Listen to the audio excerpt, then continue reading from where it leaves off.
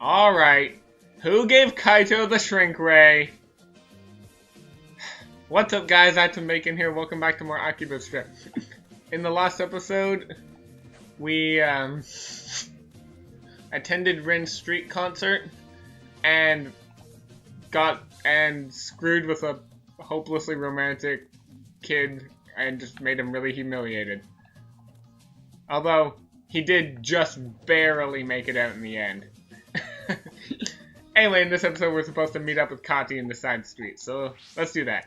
And, yeah, about being tiny.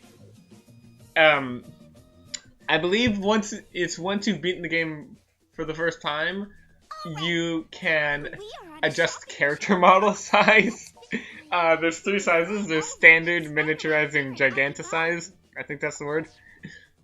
So, I want to show those off. I'll show off the other one at some point. Probably, maybe even later in this episode, we'll see.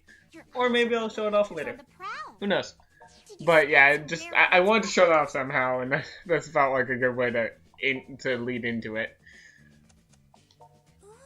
But, yeah, I just thought that was kind of funny, so I wanted to show that off. There are a couple of other things I do want to show off throughout this playthrough that I didn't quite get a chance to really do in the first one, like the sister thing.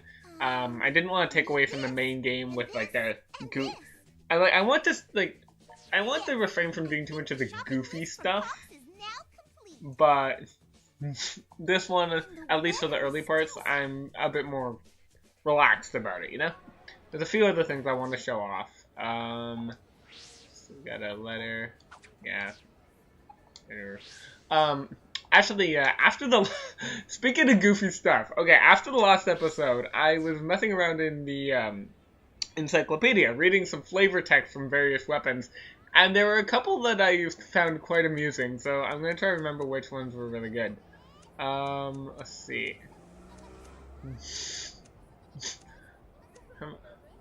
This one's kind of funny. A model that looks exactly like the real deal, but doesn't actually shoot. Thank goodness this is Japan. In the West, you'd be arrested for just walking around with this thing. Let's see, what are good ones? Gloves that look like cat paws. Squishing the pads on the bottom is almost therapeutic, to the extent that you kind of wish you were on the receiving end of these. Gloves that look like cat paws. Like the regular kitten mittens, but more emo. Oh, this is a good one. A wind instrument favored by elementary schoolers. Try not to ruin it by chewing the mouthpiece. And no Bandcamp jokes. No, it was a microphone that was the funny one. A microphone like the ones used in karaoke venues. Use it when you want people to hear you sing. Don't use it when you want people to like you. This wasn't funny, but it has a nice little reference I like. A weapon that a certain virtual idol adores. Just make sure to eat it once you're done beating people with it. Veggies help you grow. I'm sure a lot of people probably know what that was a reference to. And then, and there were a bunch that were funny, but this is going to be the last one I show off. A defensive weapon carried around by police officers. Swinging it around carelessly will grant you the opportunity to meet a real police officer. Yeah. I might probably browse through, find what other ones were funny, and maybe show them off, but I don't want to waste too much time on screen. Back to UD+. Also, if the volume seems a little bit... The game volume sounds a bit quieter in this. I found, and this is something I have been battling in all my LPs, in editing, that my game volume is really loud, and in my editor I pretty much have to turn the game volume down to as low as it can possibly go without being muted, just so that it's on equal terms with my commentary. But I think I may have actually solved that problem by figuring out how to okay, there's a thing in my recording software that appears to be game volume that I've turned down for this one, which I never really actually noticed before, to be honest. So it's possible that the bass volume will be quieter now, meaning I can play with the volume more freely and make it a bit more, balance it out a bit more. So if the volume ratios sound different in this episode, and by extent every episode after that, that's why. Everyone is hurrying off to Although I'll probably look at this after recording, or just listen to the audio saving after recording, because if it sounds, or no, not the audio, the video, sorry. Look at it afterwards, and if it's too off, or like if it just doesn't sound that good, I'll probably go back to what I had before. But I think this is going to be a solution to my problems. I'm hoping. So yeah. Anyway, I'm done what I have to say there, so let's move along. What was that about?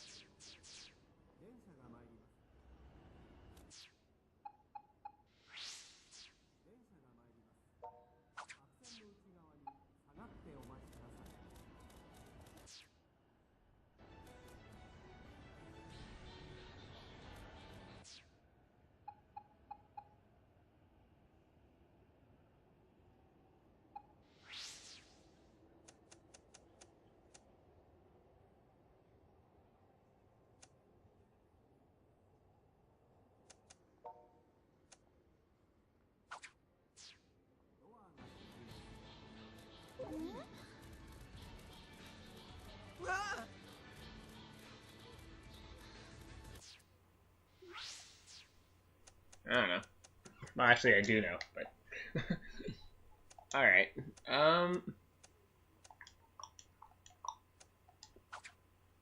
Now, I'm actually gonna set the size back to normal before going back to Mogra, just because it looks a little weird.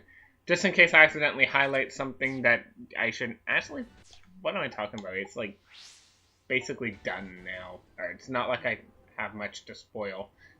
I'm still going to refrain from going in there on screen because I don't want to show anything.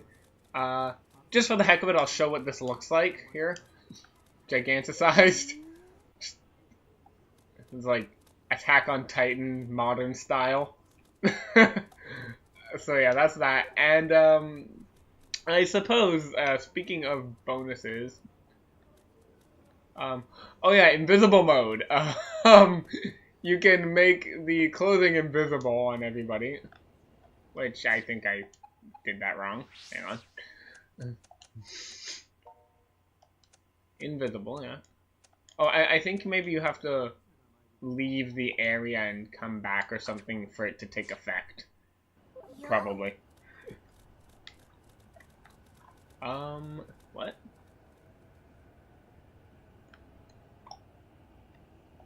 Oh, no, it affects the NPCs, but not you and your partner. Okay, that explains it.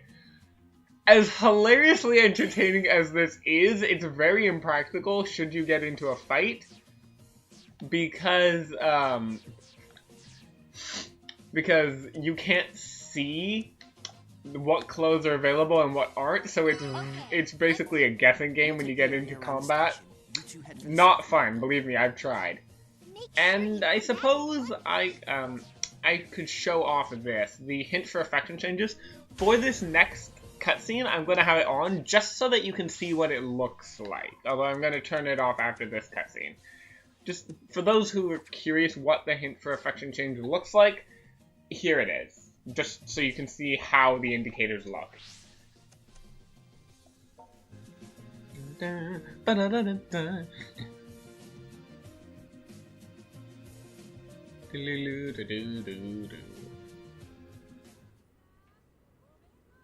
Yeah, here, see? You can see the little indicators. And this one I'm going with Toko. I'm not seeing anyone who looks all that suspicious. Come on, look around. You're part of this patrol too. To be honest, so yeah, this doesn't seem that's real what the affection change stuff looks like. So I'm gonna turn that off now because like I said, I'm not. I don't know. I just don't like having it on during my LP. If you know what I mean. Okay, so we are going to Main Street Northeast. This whole business could just be some nasty burrito dream. I should mute my phone so it doesn't go off in the middle of recording. Maybe there's no such thing as synthesters and we're all just being stupid. I mean, it wouldn't be the first time. Just kidding. You know I'm not like that. It's just a joke. Nope. I've got to wake up and face reality. So enough with the grumbling. It's time to use that phone app and look for synthesters. Let's see now. Whoa! Right there, standing around that bargain sale. I've totally got some hits. You're synthester hunters! Worthless scum! How can you stand against our glorious vision? We've been promised S-rank rare goods for defeating you, so now you die in the name of limited edition strippers. I've never heard that one before. Let's go. I have every confidence in my feet. Take this. Come on, let's do this. Okay.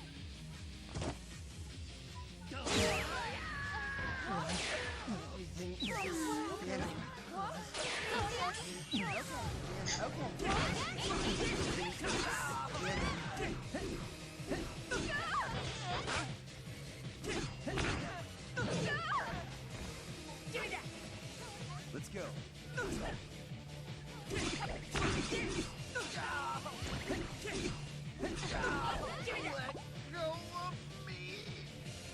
This all seems way too familiar.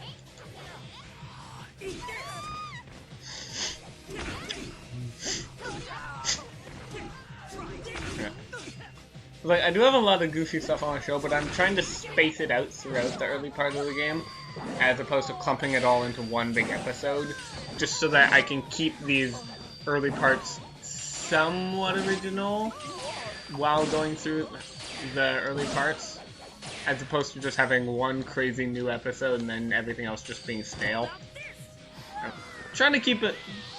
trying to make the ordinary or not the ordinary, but trying to keep it interesting. And tree, would you please get out of my field of view? What? Ow. Stop. Ooh.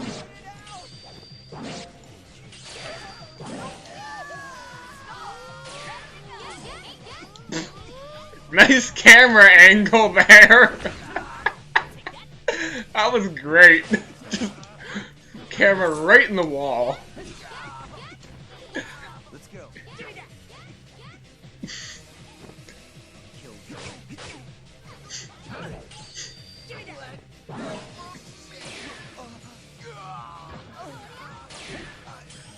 How are you doing, Choco?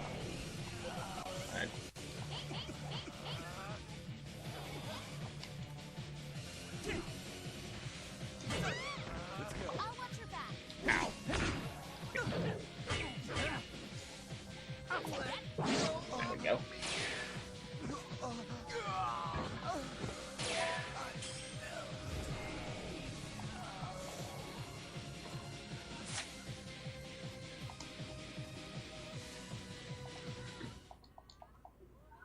You okay?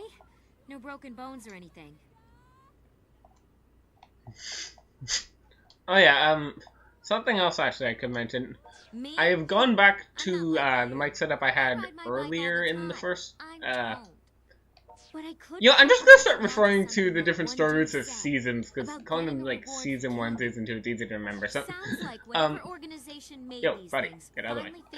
I'm gonna go back. I went back to the mic setup I had for the early parts of season 1, because in listening to them in editing, I found that there really wasn't that much of a noticeable difference. At least to me, there wasn't. And the old setup is much easier and more convenient. Even if the new setup is a little bit better, it's a lot more inconvenient and it's a hassle to set up, and the payout isn't, though it is superior, it's not that much more. Looks like everybody's here. So let's get this strat...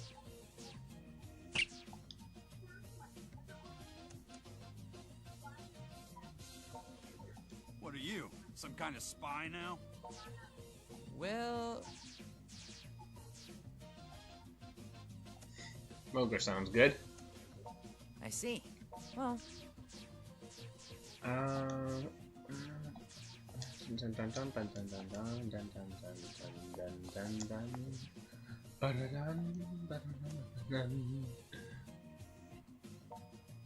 really don't think she's in any danger of getting lost, but do what you gotta do. I'll check Main Street, you head to the side streets.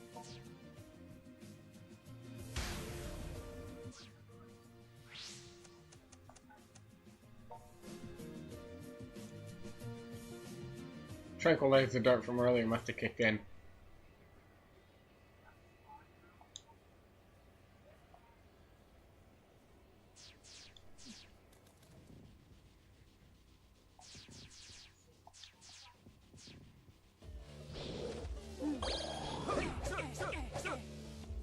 Good to go. If she wanders the streets, she'll probably get lost.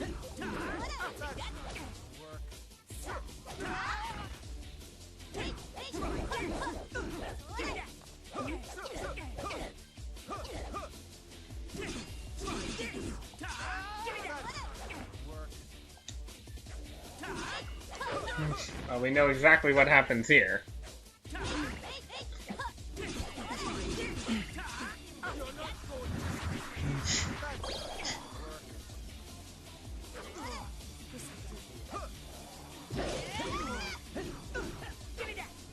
Yada yada yada, fight Zenya. Ow. Throw! There we go.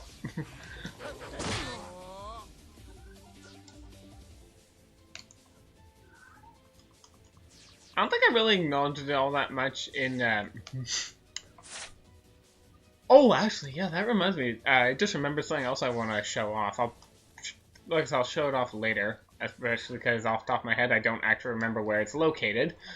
And actually, I'm gonna say what I was gonna say just now then, so look forward to that, as vague as my hints are. Wow, that just didn't number. Alright, we got him. Let's please return to Mogra. I'll say this much, what I was gonna say is regarding the battle theme that plays when you fight Zenya. I'll leave the rest for later. Incoming.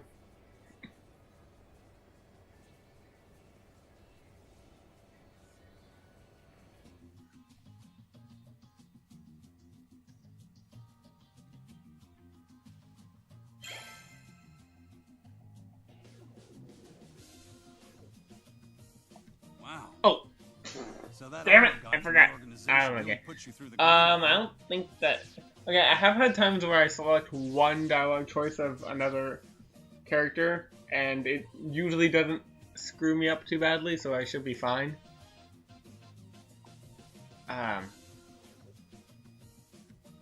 Should we? Nah, I've had that happen before, where I raise one affection line at one point, while doing all the rest of... Like... I'm doing, like... So yeah, like, I'm doing all Toko, and I select Shizuku or Rin once. Not the end of the world. Unless you're trying to do Shion's route. If you are trying to do Shion's route, and even once you select any other character's route, you are on that other character's route. Just once. I did that in one of my practice run of Shion's route. I accidentally selected something that raised Toko's affection at one point.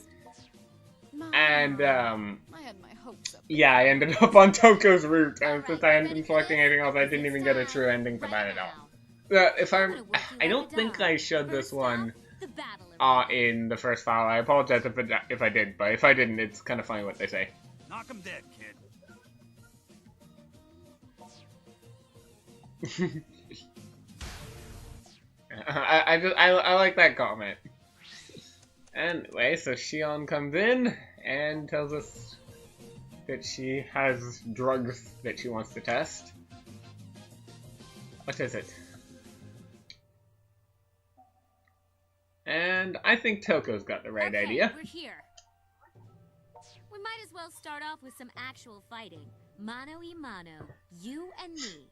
And I'm going to put everything I've got into it. So if you drop your guard, you'll drop to the ground. You ready for this?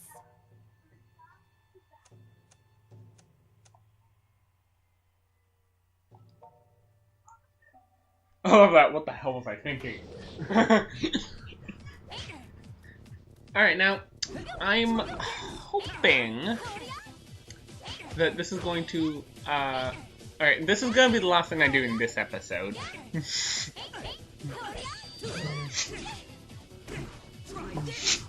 Now, actually, I'll talk about when we're in the fight.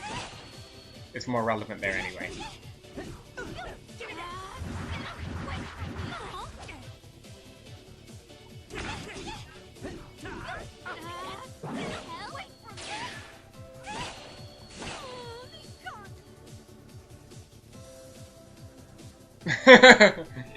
I'm kind of curious what she says. Ah, nothing. Okay, but speaking of this being a strip fight, ow. Because I've gotten a lot more points, I think I may actually be able to get Toko's clothes here. If she'll let me get a hit in, that is. There we go. So, and if that's the case, then I think I got that. I won't know until after the battle's over, but I think I actually got it. Because if I do actually get Toko's clothes for real, then what I can do is put them... I can equip what I got to her, and that seems redundant to... I'll finish this in a moment. Actually, no, I'll just finish it right now. It may seem redundant to take away her clothes to replace them with her clothes, but the key difference there is if I give her the clothes I just stripped off her, as opposed to the clothes she came with by default, the ones I just got can be upgraded, meaning I can increase her stats without changing how she looks. And that's what I try to do with most of the other characters. I don't mind screwing around with my own character's appearance, but I like to keep the other characters with their actual appearances. Like, and near the end when I had Shizuku's outfit changed, that actually bugged me a lot. I needed to for the power, but it bugged me a lot, seeing her like that. I'm not gonna lie. So yeah.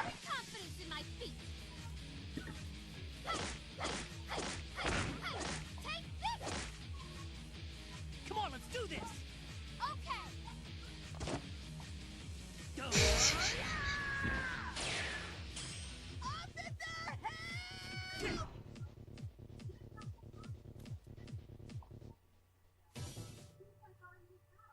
Feels good to work those muscles, doesn't it? I bet you the two of us together could take on anybody right now.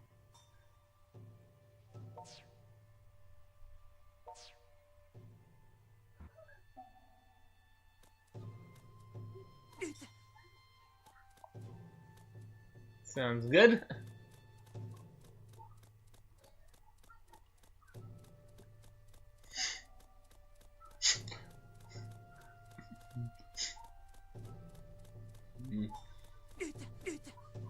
And since yeah, I'm pretty sure I did get them because it looked like I did, and also, I know I got Shion's clothes when I was battling her near the end of the last route, like when Rin thought she was trying to kidnap Shizuku.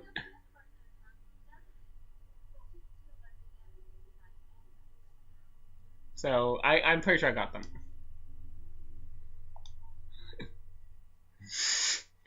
Anyway.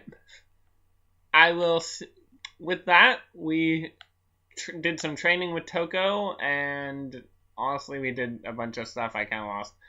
I tend to lose track of everything we do, so we did some training with Toko in this episode, among other things.